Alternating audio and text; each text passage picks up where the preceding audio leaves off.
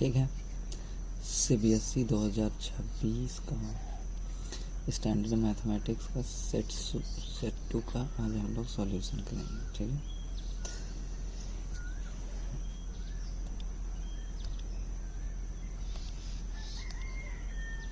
Set 1 का complete हो चुका है। जो लोग नहीं देखे हैं वो एक बार जा कर के देखें और don't forget to subscribe my channel. ठीक है, section A MCQ। Question number 1 से 20 तक MCQ है। ठीक है, 1 मार्क्स ईच। क्वेश्चन नंबर 1 देखो। Bag contains some red and some white balls. एक बैग में कुछ रेड बॉल है, कुछ वाइट बॉल है। A ball is drawn at random. एक बॉल को रैंडमली निकाला जा रहा है। With the probability of getting a red ball. क्या प्रोबेबिलिटी होगा कि वो रेड ही बॉल होगा। ठीक है, वो प्रोबेबिलिटी दे दिया है 2/7। Then the probability of getting a white ball. तो वाइट बॉल आने का प्रोबेबिलिटी निकालना है। ठीक है, हम लोग को पता है कि कोई भी चीज का होने और कोई भी चीज का ना होने का प्रोबेबिलिटी हम लोग का 1 होता है। मतलब probability of happening any event plus not happening any event. ठीक है, ये हैपनिंग वाला है या नॉट हैपनिंग वाला है, ये ऑलवेज इक्वल टू 1 होता है। ठीक है, ये हम लोग को पता है। तो इसमें देखो probability of not getting a red ball. Probability of not getting a red ball is equal to क्या हो जाएगा, probability of getting a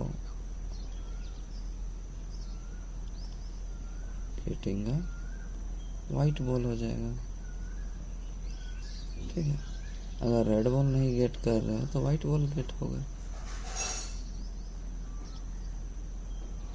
ठीक है, तो ऑटोमेटिकली अगर हम लोग ये निकालेंगे तो ये आ जाएगा मेरा। ठीक है, तो वही बोल रहे हैं कि हम लोग को not getting a red ball निकालना है। तो उसका मतलब यही है गेटिंग अ वाइट बॉल कहलाएगा। तो प्रोबेबिलिटी ऑफ नॉट getting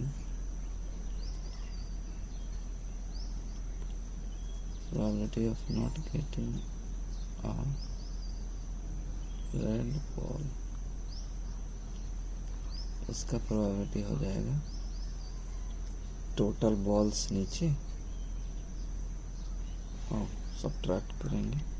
ठीक है, जो दिया हुआ उसका हेल्प से 1 minus probability of getting a red ball, that means 2/7। ठीक है, इसके नीचे कुछ यूनिक 1 है तो हो जाएगा एलसीएम लेंगे तो 7, यहाँ हो जाएगा 7 - 2, यहाँ हो जाएगा हम लोग का 5/7। ठीक है, तो यही होगा option number B, white ball आने का प्रोबेबिलिटी। चलो next question. If the zeros of the polynomial, ठीक है, पॉलिनोमियल दे दिया है और alpha and beta, then the value of 1/α + 1/β।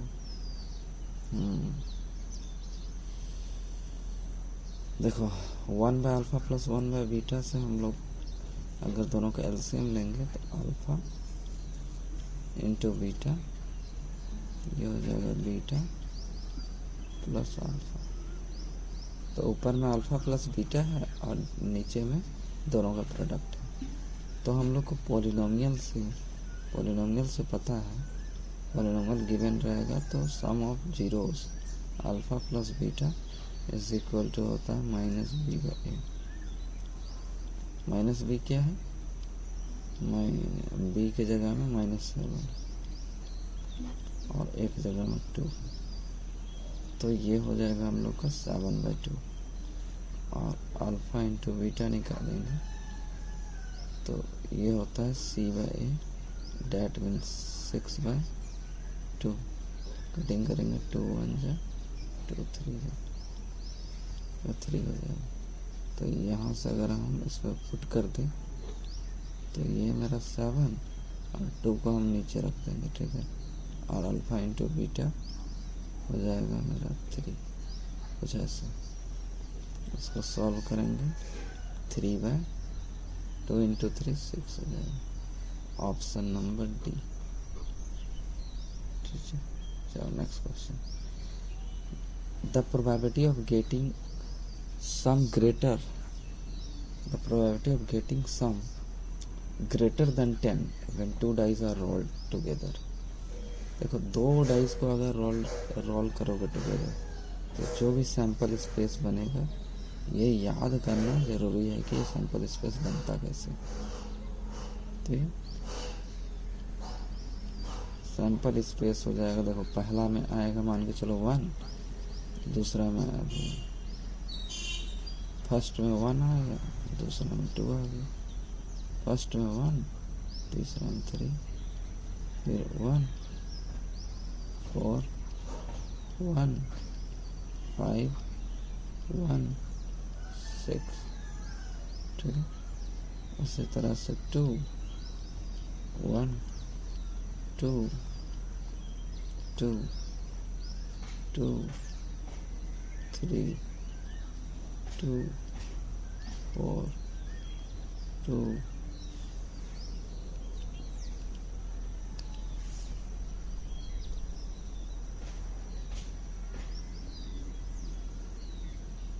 2 5 2 6 3 1 3 2 3 3 3 4 3 5 3 6 4 1 4 2 4 3 4 4 4 5 4 6 5 1 5 2 5 3 5 4 5 5 5 6 6 1 6 2 6 3 6 4 6 5 6 6।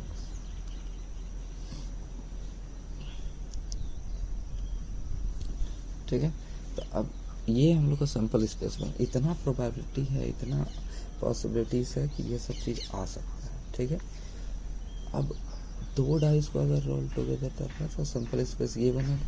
इसमें बोला कि प्रोबेबिलिटी है, प्रोबेबिलिटी इसका निकालो कि जो भी सम हो दोनों नंबर जो आ रहा है उसका वो ग्रेटर देन 10 से बड़ा होना चाहिए।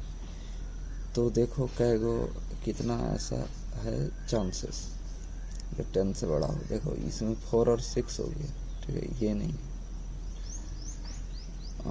देखो 5 और 6, एक तो मेरा ये है, ठीक है, 5 6, और एक ये है, देखो एक ये है 6 5 और 6 6, यही 3 है जिसमें 10 से, ठीक है, 10 से बड़ा होगा। तो probability of getting some greater than 10 is equal to हो जाएगा 3 मेरा टोटल, और टोटल मतलब 3 है फेवरेबल कंडीशन और 36 है total number of possibilities outcomes. Cutting करेंगे 3 1 जा 3 12 आ जाएगा 1/12। Option number C correct answer. चलो next, the total surface area of a solid cone of radius 7 cm and slant height 25 cm is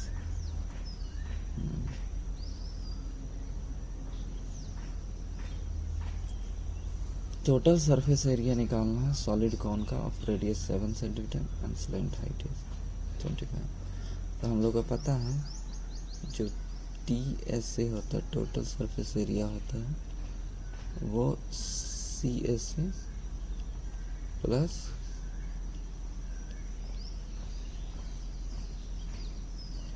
total surface plus area of circle होता है, area of circle होता है। ठीक है, तो ये हो जाएगा πRL और ये हो जाएगा πR। πR अगर हम कॉमन लेंगे तो L प्लस, बस यहाँ पे वैल्यू पुट कर देना, निकल जाएगा।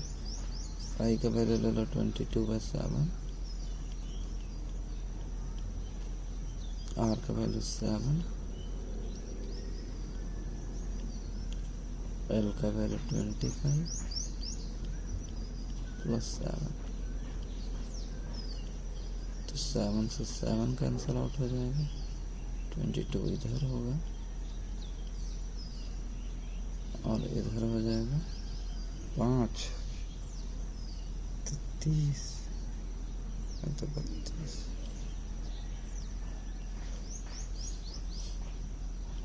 64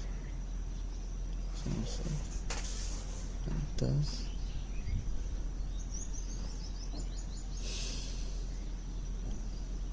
ये आ जाएगा मेरा 704 centimetre square. Option number B. So next question, the length of a pendulum is 70 centimeter. Pendulum का लेंथ 70 सेंटीमीटर है। It describes an arc of length 88 centimeter when swing, जब swing करता है तो the angle subtended by the arc at center is, देखो pendulum अगर मेरा swing करेगा तो ये इस तरह से आर्क फॉर्म करता है, ठीक है, इस तरह से आर्क फॉर्म करता है। ये पेंडुलम है, ठीक है, यही पेंडुलम है। इधर जाएगा तो इतना, इधर मान के चलो इतना एंगल सेंटर में वो सबटेंड कर रहा है। ठीक है, ये है मेरा 70 सेंटीमीटर, यही मेरा रेडियस होगा 70 सेंटीमीटर। हम लोग को पता है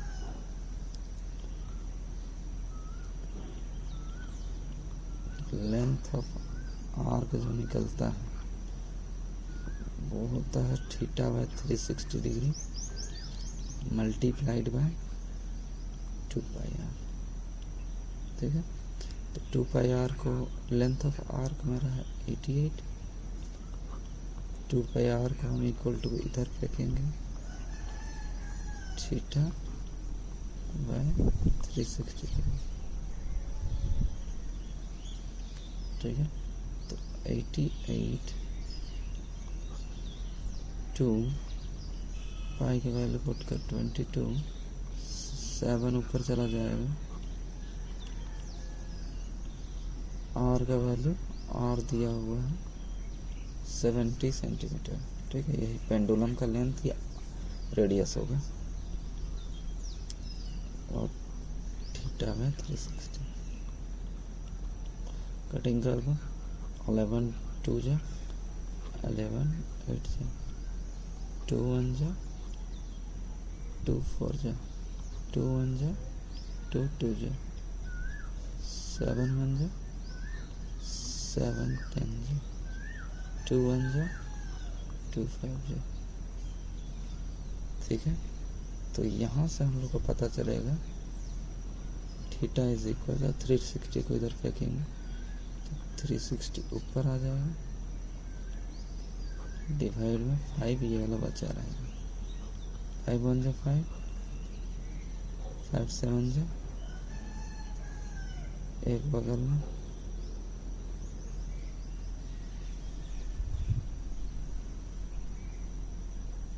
5 2 जा 10 आ जाएगा हम लोग का 72 डिग्री।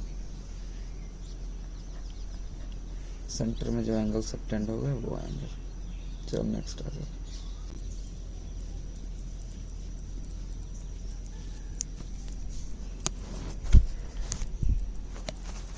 चलो नेक्स्ट क्वेश्चन आ जाओ। 10 number, which of the following statement is not always true. हाँ देखते हैं, नॉट ट्रू होना चाहिए। 2 सर्कल्स आर सिमिलर, हाँ 2 सर्कल सिमिलर होता है। 2 आइसोसेलस राइट ट्रायंगल्स, देखो आइसोसेलस मतलब दोनों साइड इक्वल होगा, साइड इक्वल होगा तो दोनों एंगल्स भी इक्वल होगा।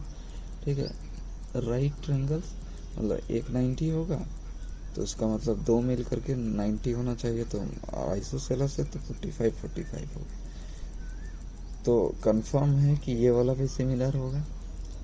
2 रेक्टेंगल्स आर सिमिलर, हाँ ये कोई ज़रूरी नहीं है, रेक्टेंगल्स जो है सिमिलर नहीं भी हो सकता है। तो इक्विलेटरल ट्रायंगल्स, हाँ इक्विलेटरल ट्रायंगल है तो ऑलवेज सिमिलर होगा। ठीक है, तो option C will be our, option C हो जाएगा हम लोग का करेक्ट आंसर, सी। ठीक है,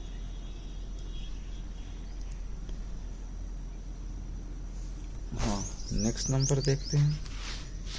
नेक्स्ट नंबर कहता है 7 इंटू 11 इंटू 13 प्लस 5। ठीक है, ये प्राइम नंबर होता है, कंपोजिट नंबर होता है कि ऑड नंबर होता है या फिर मल्टीपल ऑफ 5 होता है। देखो अगर इसको हम लोग सॉल्व करें तो 7 इंटू 11 करेंगे हो जाएगा 77, इंटू में 13 करेंगे और प्लस 5 करेंगे, इंटू में 13 करें और प्लस इंटू में 13 करेंगे तो 1001 आएगा, अब प्लस 5 करेंगे तो 1006 आएगा। देखो ये इवन नंबर है, ऑड नंबर तो नहीं है, ये नहीं हो सकता। अब मल्टीपल ऑफ 5 का मल्टीपल है, नहीं है 5 का मल्टीपल। ठीक है, क्योंकि हम लोग को पता है 5 का मल्टीपल में लास्ट में या तो लास्ट डिजिट या तो 0 आता है या तो 5 आता है। ठीक है, ठीक, अब इसमें हम देख रहे हैं कि क्या ये प्राइम नंबर है या कंपोजिट नंबर, क्योंकि लास्ट डिजिट ही मेरा 6 है। 6 है मतलब 2 का टेबल से तो कंफर्म ये डिवाइड हो जाएगा, 2 का टेबल से कंफर्म हो जाएगा, इसीलिए हमको पता चलेगा कि ये क्या है, एक कंपोजिट नंबर है। ठीक है, प्राइम नंबर नहीं है, क्योंकि हम लोग को पता है प्राइम नंबर वो होता है जो खुद का टेबल में आए और 1 का टेबल में आए, उसके अलावा और किसी के टेबल में ना आए। ठीक है, तो कंपोजिट नंबर हो गया करेक्ट आंसर। चलो नेक्स्ट आ जाओ। The roots of the quadratic equation are, ये है हम लोग का क्वाड्रेटिक इक्वेशन। हम लोग को रूट्स के बारे में बात करना, तो रूट्स के बारे में कौन कहता है, डिस्क्रिमिनांट। डिस्क्रिमिनांट मतलब b² माइनस 4ac। ठीक है, तो यहाँ पे देखो, यहाँ पे मेरा क्या है, x का स्क्वायर प्लस 9 इक्वल टू 0। इसको हम अरेंज करें तो a का ax का square plus p x plus c equal to 0। ठीक है, कंपेयर करना है, ए बी सी पता चल जाएगा। देखो ए का वैल्यू 1 है, बी का वैल्यू 0 है, बी तो है ही नहीं, सी का वैल्यू 9 है, बी का वैल्यू 0 है, -4, ए 1 है और सी हम लोग का 9 है। तो यहाँ हो जाएगा हम लोग का -36 और ये होगा मेरा 0 से छोटा वैल्यू। ठीक है, नेगेटिव वैल्यू। जैसे ही नेगेटिव वैल्यू है तो इससे पता चल जाता है कि नो रियल रूट्स, कोई रियल रूट्स इसका नहीं आने वाला। तो रूट्स जो होगा नॉट रियल होगा, option number B. Next question, a card is drawn from a well shuffled deck of 52 playing cards. The probability of getting a queen, the probability of getting a queen of spade is क्या होगा? ठीक है, तो सबसे पहले हम लोग को ये जानते हैं कि एक वेल सफल्ड प्लेइंग डेक में कितना क्वीन है, कितना किंग है और कितना हम लोग का ये जोकर होता है। सब 13 में डिवाइड होता है, 52 कार्ड्स।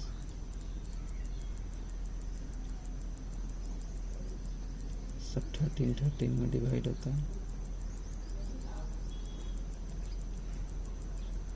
ठीक है, 13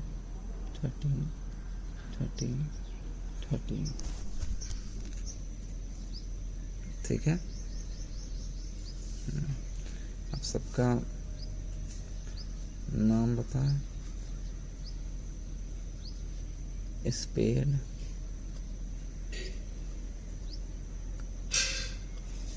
क्लब, ठीक है,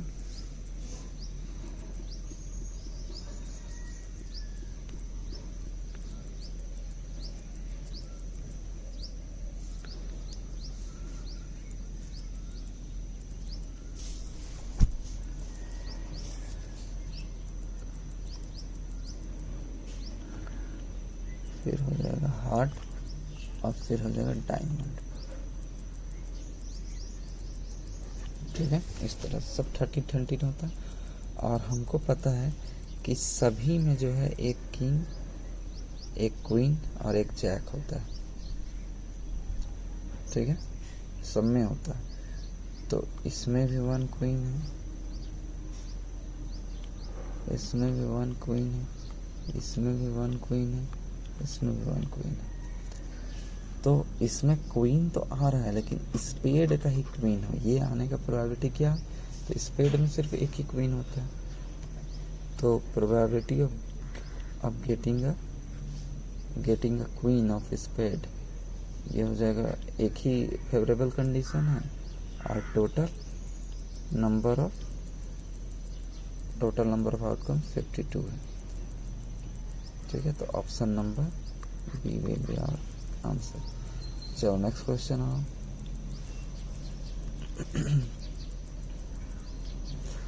if sin theta is equal to 1 by root 11 then cot theta equals, ठीक, cot थीटा क्या होगा? चलो cot थीटा निकालते हैं। हम लोग को पता है cot थीटा जो होता है वो होता है cos theta by sin theta, correct. cos theta जो होता है वो होता है √1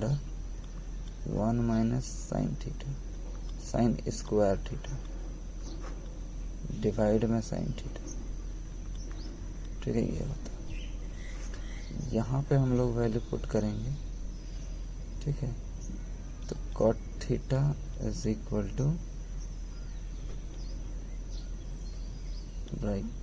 रूट के अंदर 1 - sin स्क्वायर थीटा, मतलब 1 का स्क्वायर डिवाइड में 11 रूट 11 का स्क्वायर तो ओनली 11 आ जाएगा, यहाँ पे भी लिखेंगे, ठीक है, ये हो जाएगा।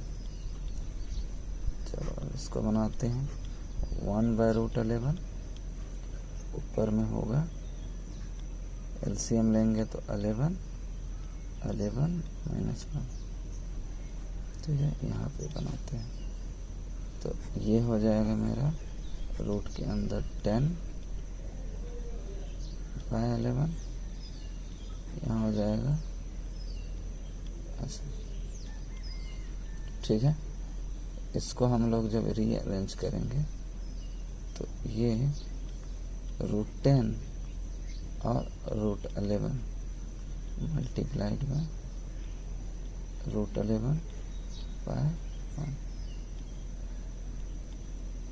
ये कैंसल आउट हो जाएगा, √10/1, ठीक है। ये हो जाएगा हम लोग का करेक्ट आंसर।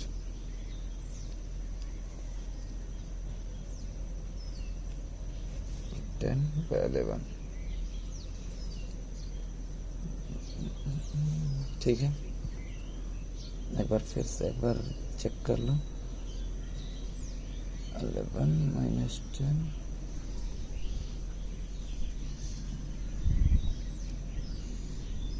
10 तो 10/11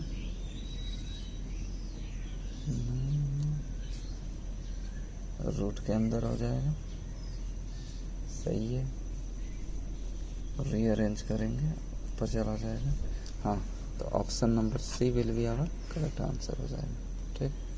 नेक्स्ट नंबर देखो, the graph of polynomial px is shown here, the number of zeros of the polynomial px is, देखो ग्राफ जो है एक्स एक्सिस को जितना बार काट रहा है, क्योंकि px का ग्राफ है ना, तो वही नंबर जीरोस दे रहा है, जितना बार काटा उतना नंबर ऑफ जीरोस होगा, तो इसका मतलब इसका नंबर ऑफ जीरोस होगा 1 2 3 4, ऑप्शन नंबर डी। चलो next question,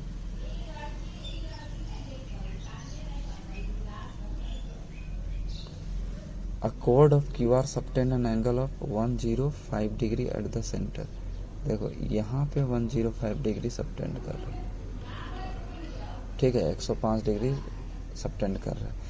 the angle measure of RQP, हम लोग को ये निकालना है, क्योंकि ये और ये मेरा इक्वल है, रेडियस है तो इक्वल है, तो ये हम लोग को कहलाएगा आइसोसेलेस ट्रायंगल, ठीक है। तो ये जितना एंगल होगा ये भी मेरा सेम एंगल होगा, ये 105 है, तो इसका मतलब ये दोनों मिला करके कितना होगा, 180 - 105, डेट मीन्स 75 डिग्री, ये दोनों मिला करके 75 होगा, तो इसका मतलब RQP जो होगा वो कितना होगा, दोनों का हाफ हो जाएगा, ठीक है, 75/2, ऑप्शन नंबर ए। चलो नेक्स्ट क्वेश्चन, इफ ये मेरा पहला टर्म है, सेकेंड टर्म, थर्ड टर्म, ये AP में पहले बोल दिए, the next term of the sequences, तो नेक्स्ट टर्म क्या आएगा, सबसे पहले हम डिफरेंस निकालते हैं, ठीक है। ये दोनों के बीच डिफरेंस निकालें, D निकालें हम, तो -2/9 -20/9, तो 9 से 9 हो जाएगा -2, ये माइनस, ये माइनस, तो -2 + 20/9, तो 18/9,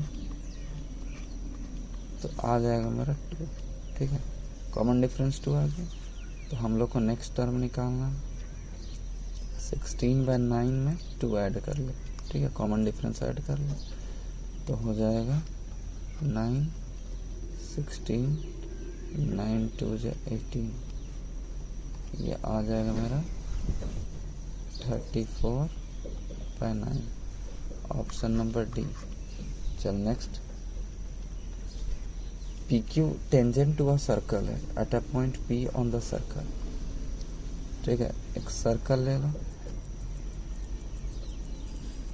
पी क्यू टेंजेंट है, ठीक है, पी क्यू टेंजेंट है, ऐसे है। The number of tangents which can be drawn to a circle parallel to P Q. देखो सर्कल पे ही हमको टेंजेंट खींचना है और पी क्यू के पैरेलल खींचना है, तो इसी के वर्टिकली अपोजिट, डायमेट्रिकली अपोजिट जो पॉइंट मिलेगा हमको, ठीक है, सेंटर से क्रॉस होना चाहिए, तो डायमेट्रिकली अपोजिट ही हम लोग इसके पैरेलली एक लाइन हम लोग ड्रॉ कर सकते हैं, ठीक है। आर एस लेके चलो, ये दोनों पैरेलल होगा, तो ऐसा सिर्फ एक ही टेंजेंट ड्रॉ कर सकते हैं, यही पॉसिबल है, सिर्फ वन टेंजेंट, ओनली वन। चलो नेक्स्ट असर्शन रीजन है, ठीक है। असर्शन रीजन का 19 नंबर क्वेश्चन देखो। Median of a data is the value of n/2। देखो median of the data is the value of n/2 बोला है, मीडियन होता है क्या n/2? नो, रॉन्ग, ठीक है, फॉल्स, ये गलत है। Median divides the whole distribution into equal half. हाँ, मीडियन जो है वो जो भी डाटा है मेरा उसको 2 इक्वल पार्ट्स में डिवाइड करता है। सबसे पहले हम लोग क्या करते हैं, मीडियन अगर रो डाटा दिया हुआ है तो असेंडिंग ऑर्डर में सबसे पहले अरेंज करते हैं उसको, और जो मेरा मीडियन होता है, ये है मेरा मीडियन, उसका लेफ्ट साइड में जितना होता है वैल्यू, राइट साइड में भी उतना ही होता है, और मीडियम वैल्यू देता है, मीडियन वैल्यू, ठीक है। असेंडिंग ऑर्डर में अरेंज करने के बाद बीच वाला को चूज करना रहता है, वही मीडियन होता है। चलो फॉर एन एक्यूट, तो इससे क्या पता चला कि ये वाला मेरा ट्रू है, असर्शन फॉल्स है और रीजन ट्रू है। ऑप्शन नंबर कौन सा है? Option number assertion false, option number D, ठीक है, डी, ठीक है, डी ऑप्शन। चलो नेक्स्ट देखो, for an acute angle theta cos theta is always less than 1। हाँ, कॉस थीटा का वैल्यू 1 से छोटा होता है। एक्यूट एंगल मतलब क्या, 0 से बड़ा होना चाहिए,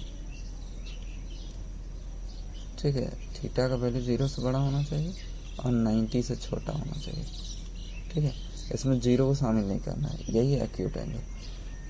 तो इसमें हम देखें कि 0 को जब शामिल ना करें तो मेरा वैल्यू जो है 0 में 1 होता है, 90 में 0 होता है कॉस का, तो 1 से 0 के तरफ जा रहा है कॉस, ठीक है। कॉस 0 डिग्री में तो 1 होता है, कॉस 90 डिग्री में 0 होता है। तो इससे पता चला कि जो मेरा वैल्यू है वो, जो मेरा वैल्यू है वो वैल्यू जो है 1 से 0 की तरफ जाता है कॉस में, जब 0 से 90 डिग्री लेते हैं तो, ठीक है। और ऑलवेज क्या है, हमेशा 90 डिग्री के बीच में जो है वो लेस देन 1 ही आता है। हम लोग को पता है cos 30 डिग्री का वैल्यू, cos 30 डिग्री का वैल्यू कितना होता है, √3/2, 1 से छोटा वैल्यू है, ठीक है, 1 से छोटा वैल्यू है, लेस देन 1 है वैल्यू। cos 60 डिग्री 1/2 होता है, 0.5, इसका मतलब है ना, ये भी 1 से छोटा है, तो ये स्टेटमेंट ट्रू है। अब देखो हम लोग को पता है reason, in a right angle triangle hypotenuse is longest side. हाँ, लॉन्गेस्ट साइड होता है, cos theta is equal to base by hypotenuse, ये स्टेटमेंट ट्रू है, cos theta is equal to base by hypotenuse, क्योंकि हाइपोटेनस सबसे बड़ा side है और बेस उससे छोटा होगा, तो इसमें जो वैल्यू निकलेगा ऑलवेज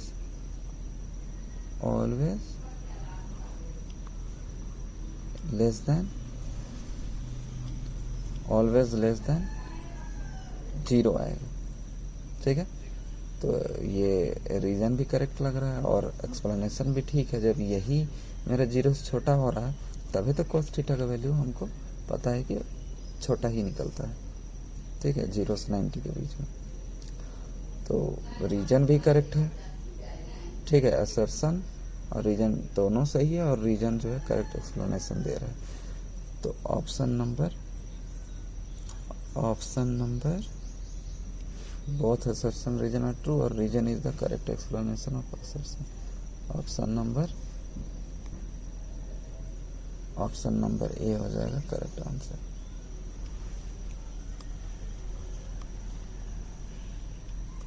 ऑप्शन ए। ठीक है, चलो तो हम लोग का आज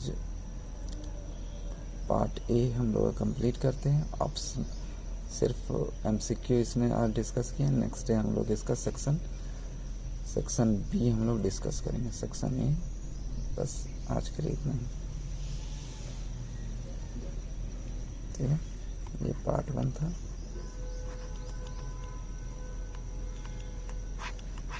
चैनल को सब्सक्राइब कर लें अगर इसी तरह का एनालिसिस चाहिए तो, सॉल्यूशन चाहिए तो। ठीक है, थैंक यू।